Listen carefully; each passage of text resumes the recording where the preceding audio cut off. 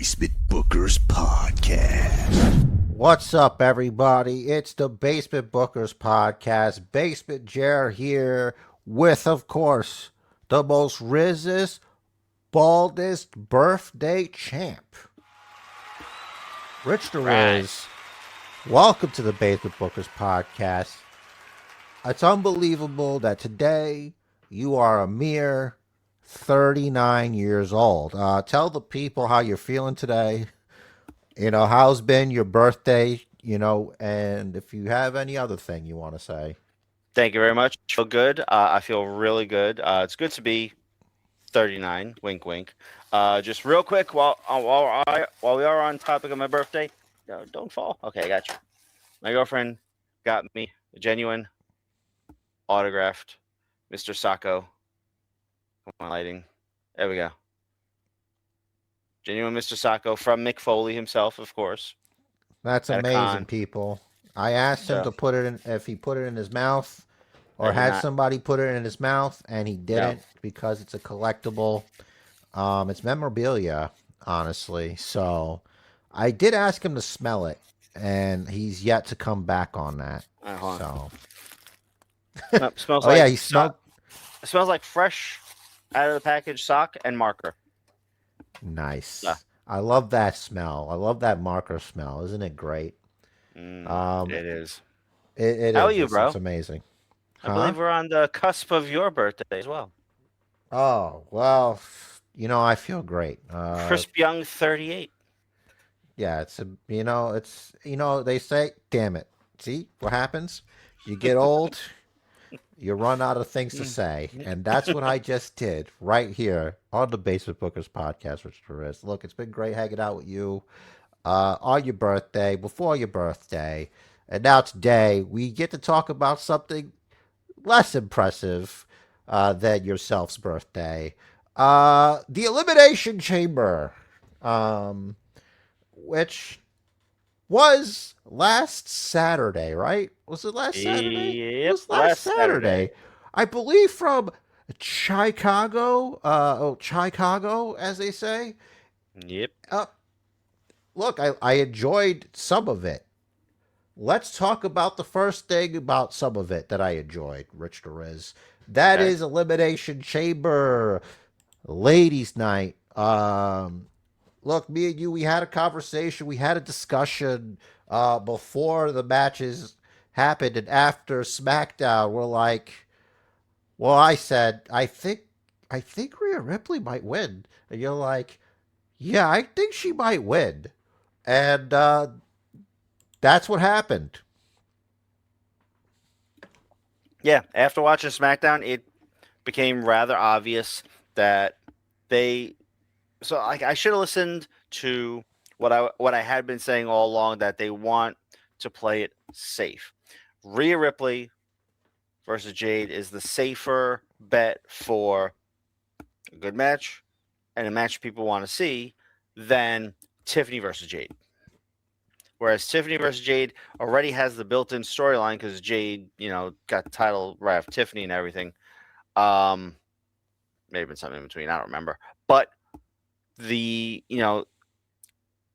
Ripley is a character that the company can really hang their hat on, and made obvious by every single week that she gets among the loudest pops. It, like, her and Cody, like, I honestly think most of the time her pop is louder than Cody's, but I think more people that would be cheering instead are singing for Cody, which is also great. So, like, Rhea Ripley is easily the top female in the company, if not the top star, period.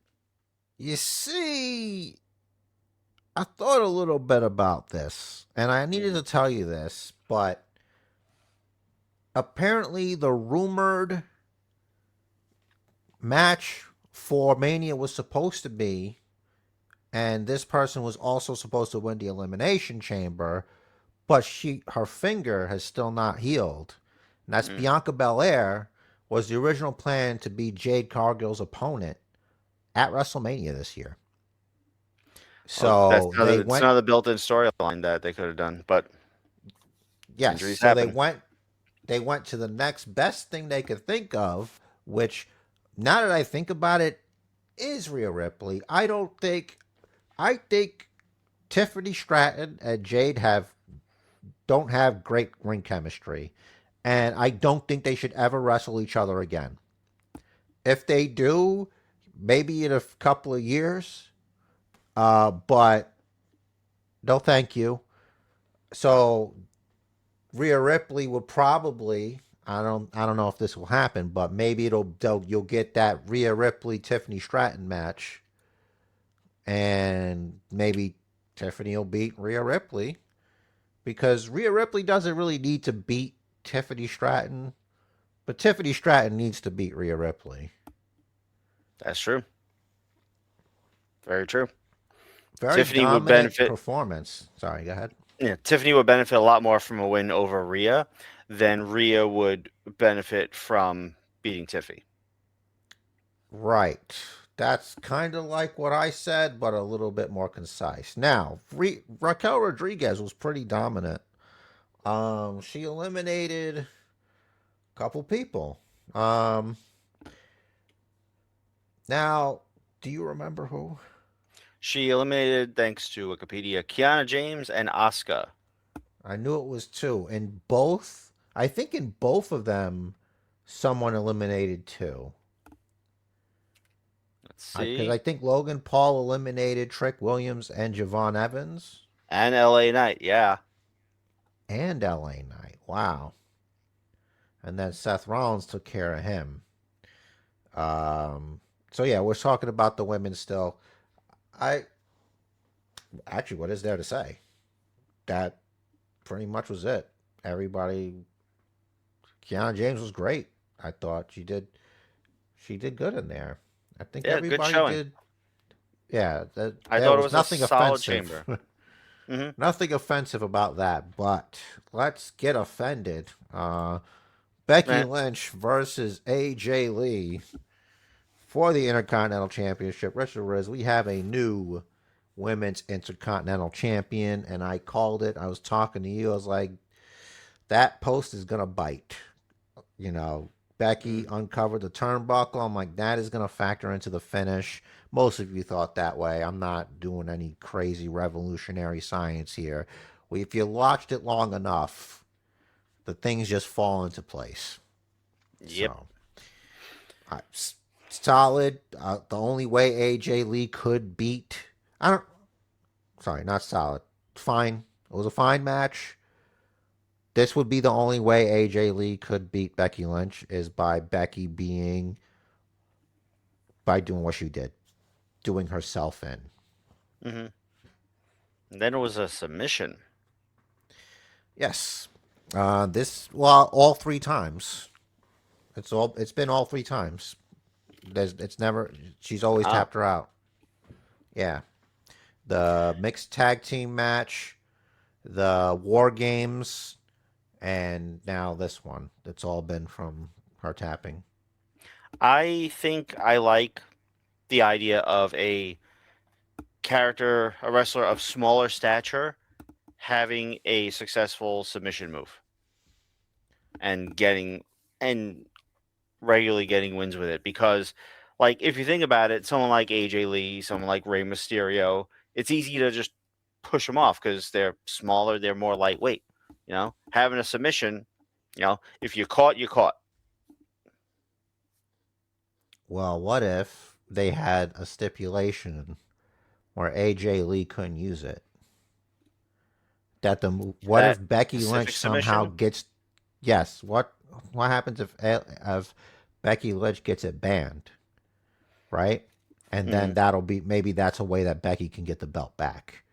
Like she's like comes up with some bullshit. Like she's in like a neck brace, and she's like, yeah, her submission move is dangerous, and she's got like some hack doctor or something. And it's like we have the evidence right here, all this stuff, and it's gone. She can't use it, and that's how Becky gets it back with some cheating. No, that's certainly. That would be an interesting angle and story. I think that would be a good way for Becky to get it back. Say, and then she'd say, I played by the rules. Of course, it'd probably be a ref bump. AJ Lee would probably try to lock in the submission just to wear her down. And then, like, new ref comes in, she breaks it, and Becky catches her. Yes. So, are you ready for the next one? Yeah. Birthday dude? All right, let's talk about CM Punk, Finn Balor. What a shocking ending. I couldn't believe my eyes. I could not believe that CM Punk was able to beat Finn Balor. I, you know, all right, jokes aside, hmm the match itself was good, but there was no. It's one of those, if you know the story, you know how things end, kind of deals like how you get there from the beginning hmm to the end of whatever the path is for this title. You know the champion is going to have to put his belt on the line hmm before WrestleMania, because then it's like, okay, is that still going to be the main event? You know what I mean? Or are they going to switch it? Finn Balor versus Roman Reigns. You know, like, why would they do that? It's like, well, maybe if they wanted to, Finn Balor still blames the turnbuckle breaking for him not beating Roman the first time. hmm You know, you could argue that. So you could watch last week's episode. We were like, there's no chance in hell. Yeah. But sometimes you have to have, and, you know, the people liked it. So hmm I thought it was fine. Yeah. For Punk. me, I need more stakes. But hmm Yeah. Punk winning here was the thing to do. Um, this is the only real non surprise. yeah, Everything else was small surprise. like the I stakes think. are real. Yeah. WrestleMania is a real thing. Like you could get hurt in a hmm match like this before and not be able to legit wrestle the match. Yeah. There is a And risk there. there is, and we have an injury story later after we're done talking about Elimination Chamber. Well, since we're on the subject, what was your feeling on CM Punk invoking Roman Reigns' dead father? He said he was That going to is, bury him next to his dead father. I believe those are the words that he used. it's a good way to split the crowd, right? Now we've said Roman Reigns has surpassed being face or heel, and he's just Roman Reigns. This is a way for CM Punk to try to put himself on a similar level to where some people are like, "Oh man, that was a good line." And other people are like, "That's fucked up. That was uncalled for and disrespectful." Right? So I feel like is going to be the goal is for WWE to get fans to be let's go Roman CM Punk at WrestleMania, presuming It anyone was can always going to hear be that way, I anyone. think. I think it was always going to be that way, right? I think the crowd would be more pro Roman and Punk would be working heel. Maybe that's their intention. It could be because it's definitely a heelish line, but you know there are people that are gonna just cheer something like that because they think it's great. Maybe they just don't like Roman. Maybe they like Punk better. Maybe they were some of his 10-year fans, as we can call them. Honestly, I think the people buying tickets, they are firmly on the side of Roman Reigns. They see CM Punk as the guy who left for 10 years. And it doesn't matter how many times he talks about he's in there every day now and he's hmm doing this, that, and the third, and Roman isn't here. It's hmm not going to change that. Roman Reigns is their guy. You're still, you're not on that level. hmm And no matter how hard you try to gaslight everybody outside of the people that orbit you hmm into believing that you are better than Roman Reigns, it being my birthday tomorrow, I realize that I'm getting older and I'm not quite as strong as I used to be. Like certain like muscles and everything like atrophies, like you gets a little bit harder to do things. That's Hmm. why you got to stay current. But CM Punk, you don't even have the same tank you had before. You're a little bit slower. Hmm. And it's that one just little bit slower that separates you from Roman Reigns.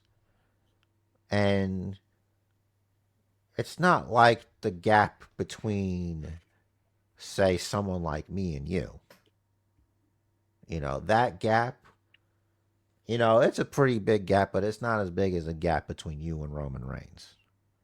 And I'm sorry to be the one to Yeah. tell you that.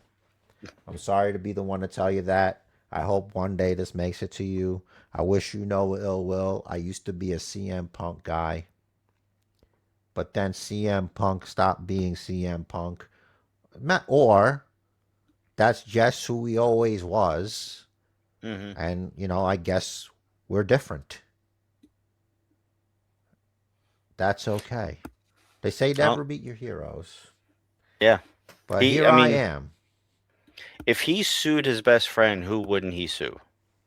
Exactly. Here I am on this podcast. Just a basement bookers from the void. Not even a serious person. Not even a real guy, for all you know. This is a hologram. This is all a simulation. Hmm. But I hope you understand that there's only one tribal chief. And it means something beyond bloodline. Okay? These we are his people. All right? Did you not see the promo?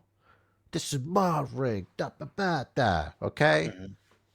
All that. So, yep, that's it. That's all I had to say about I don't know why I Yeah. went there, but I went there. No, I'm with you on all that. Like Roman is definitely far closer to his prime, if not being in his prime, than CM Punk is. Punk was in his prime just before he left WWE. That was 12, 13 years ago now. Punk isn't going to know what day it is when he wakes up at WrestleMania without his title. Yeah, look at Seth Rollins. Hmm. All right. This guy, for all those years CM Punk was doing whatever, he's wrestling the best performers on the roster. Hmm. That's what he's doing. So while he's iron sharpening iron and he's over there with his coloring books and whatnot, Roman Reigns is out there. Seth Rollins was out there Hmm. putting on banger after banger after banger. Sheamus? And you've been doing some stuff, but not as much stuff. So, anyway, how about that Elimination Chamber match, buddy? What did you Yeah. think about this? This was surprising. This was not so, we all were going in one direction. We all both was like, Cody's going to do this. Even having seen SmackDown, I was like, I guess it's not like the Rhea Ripley situation, Hmm. but it's it's interesting. You notice how the poster that I have still has Jay? Oh, That's supposed yeah. to be Logan Paul, and he and it was supposed to at first it was supposed to be Braun. It was supposed to be Braun Breaker. Then it was Hmm. supposed to be Bronson Reed. Then it was Jay, but then it wasn't Jay. Then it was Logan Paul. My question is, what did the Vision ever do to Danhausen for them to be cursed the way they are?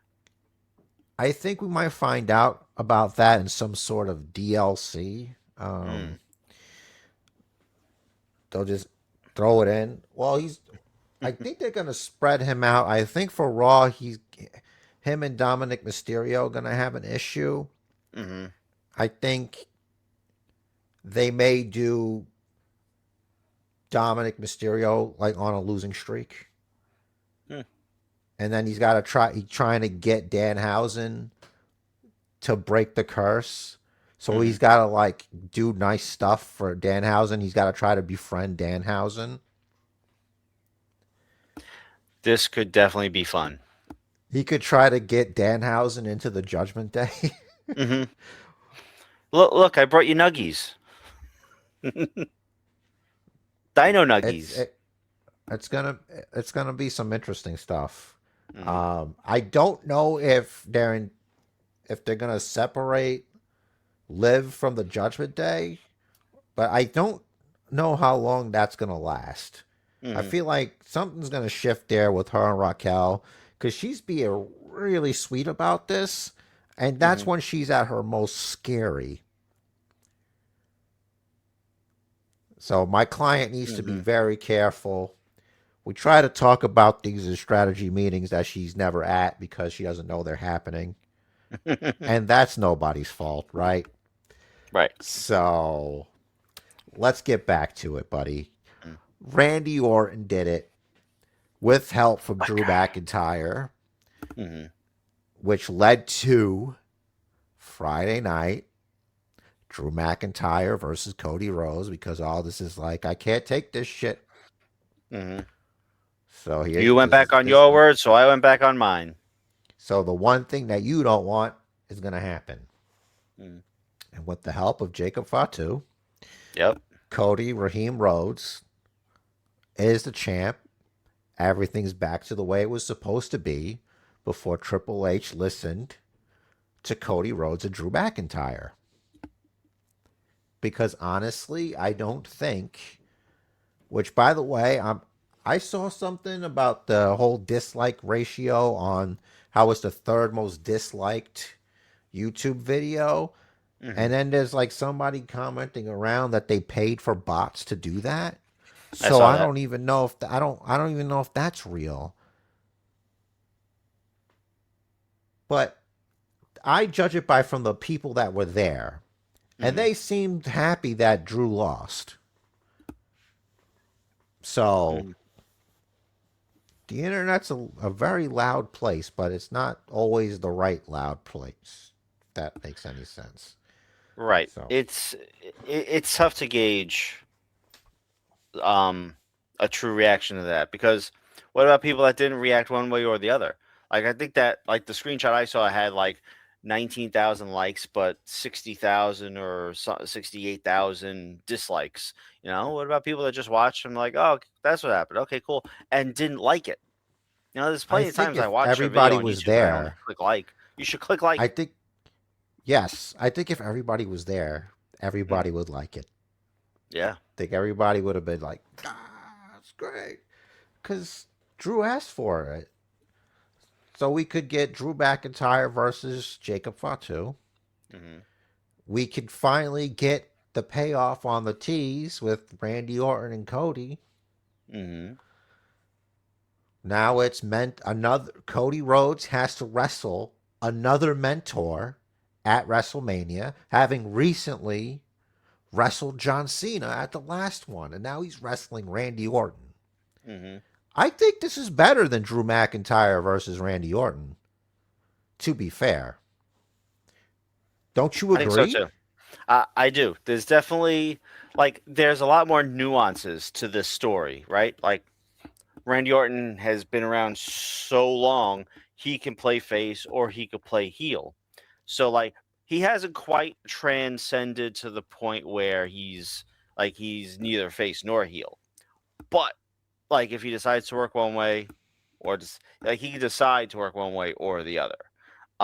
There's a lot they could tell between now and then, like about stuff that Cody learned from Randy, how Randy mentored him.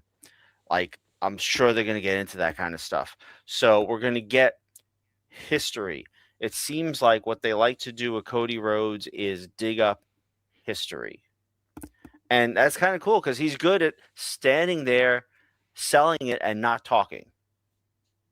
I'm not saying he's not good at talking, but he's good at standing there, looking emotional, and not talking. So they're gonna play that up. Um, Randy Orton, like he said, is only his third WrestleMania main event. So this is cool for him. It's history for him. He could become 15-time world champ. I think That's he pretty should. big. Yeah. I It, think he it, should. it I think he should win. I would like that. It's I kind of think. clear Mhm. he's among those those elder statesmen that are kind of winding down their careers. So I wouldn't necessarily put it past another one of Triple H's boys to get the rub. Um, but I'm definitely more interested in Orton versus Cody than I was in Drew versus Orton. Yeah. So I say okay. So Randy wins. Randy wins because he does something new. Like he teaches. Either we'll have him teach Cody something else because he still hasn't learned everything, Hmm. or Randy does something he learned from Cody and he wins that way. Mm. And I think you run it back at SummerSlam. I mean, it sounds kind of samey, but that's how you want to keep a program going. I would try I for think SummerSlam I think because one then you can thing. have Randy. Yeah, Go ahead, finish. I was saying then you can have Randy wrestle like Trick Williams. You can have Randy wrestle, all sorts of younger guys Hmm. and help elevate them while he's the WWE champion, Yeah. and then have Cody go on like a maybe another journey and work his way back up to the main event again. Hmm. One thing they're definitely going to do is Randy's going to say, "I taught you everything you know, but I didn't teach you everything I know." And I think a way that they should really um, prove that to us is in the match. Randy should dodge or counter every single Cody cutter attempt because All of them. uh, the RKO is a cutter, Yes. and Randy Orton has clearly perfected what was previously known as the Diamond Cutter into his own move. It's a very, very well protected move, and if anyone knows how to counter it, besides Mustafa Ali, as video circulating from the past, it should be Randy. And I think Randy should not take a Cody Cutter. All right. Well, and that's what Cody's going to need to beat Randy then Hmm. the next time around. Could do it that way. I like all the things that you said. They're more detailed. But what I will say is that either way, we both agree. I can't believe I'm saying this that Randy Orton should beat Cody at It's a WrestleMania. it's a good big story. Yes, I think so. I think it's good because look, Randy Orton's still doing it. We don't know how long he's going to be still doing it. Hmm. I have a feeling these farewell tours are going to be a little bit more than we're accustomed to. I think this is going to be a thing for Hmm. a few times because there are a lot of guys that probably should. I don't know how Randy's still doing it on the level that he's doing it. I don't know, but you could say it's his wrestling style. Hmm. And it's like, well, who's laughing now? Because he's probably hurts a lot less than these other guys doing all this crazy shit. Hmm. So, He's also, since he's not rolling with Evolution anymore, I think it's safe to say he's living healthier. oh yeah, of course. Um, but look, Rich. Overall, Elimination Chamber. What is this? What is this? Elimination Chamber 2026. Yep. Seth Rollins, The Return. Hmm. Part 7 or whatever. Um, The fine most and predictable dandy. unmasking ever. All right. So, Rich, you said that you wanted to share some. Jordan Grace was injured on Saturday night's main event in a match against Alba Fire. And Yep, I you got it have the right video. here from her social. Bingo. All right. There's not going to be audio because we don't need it. It shows it a couple times in slow mo and then zoomed in. So watch when she lands. Looks like she lands on Alba's ankle. It's definitely a twist there at the It end. was on her, like, looks like the outside of her pant leg, outside Yeah, of Alba Fire's pant leg. Maybe she's twisted off of that. yeah. So like a Because it, slip off of the pant leg. Looks like it's her left ankle that. No, her right yeah. ankle, right there, It's supposed to be right there. something like what happened to Chelsea, because they took a picture together, and Mm-hmm. Jordan Grace is like, just don't look at my foot, and her foot is like white, Oof. like the spray tan didn't get the feet, Damn. but the other one had like the same thing that Chelsea had, kinda. Mm-hmm. And Well, let's hope it's like just a twist or a sprain that can heal in like 4 to 6 weeks, and hopefully Jordan doesn't miss WrestleMania because this will be her first WrestleMania, unless she was in like a women's battle royal last year or the year before. I don't remember these things. And that's a good payday, and we like Jordan Grace. we do. Jordan Grace, lovely, very strong. I think has a bright future. I see all these different kinds of matches you can be in. Mm-hmm. What a bright future. But you know, we do have to talk about important things. Okay, Okay. what's more important than yesterday was Vengeance Day, and Joe Hendry, Mm-hmm. he's still the champion. He beat Ricky Saints to retain. So of course I have to do what's right. His name and he appears. I believe in Joe Hendry. I believe in Joe Hendry. Cause they love him in London and Paris and Tokyo, America, Scotland and Canada and Mexico. They say I believe in Joe Hendry. I believe in Joe Hendry.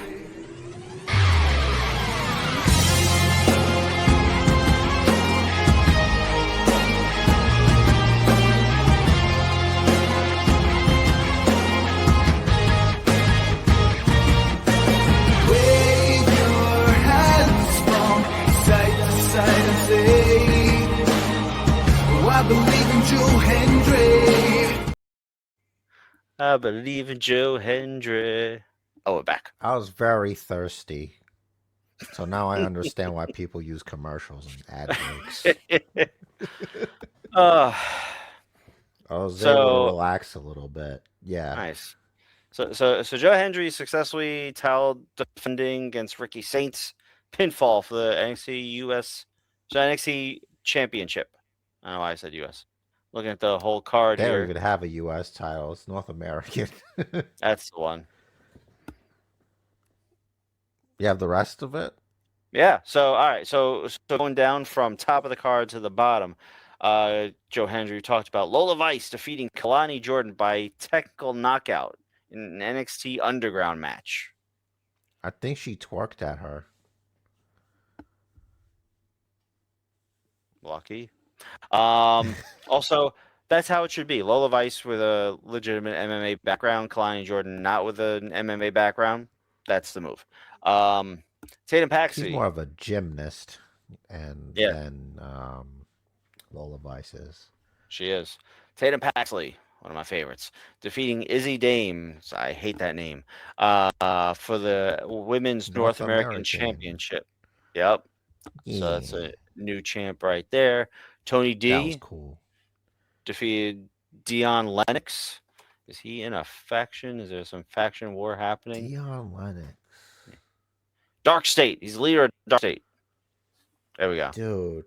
hmm I used to know all the factions. hmm I don't know anything about Dark State.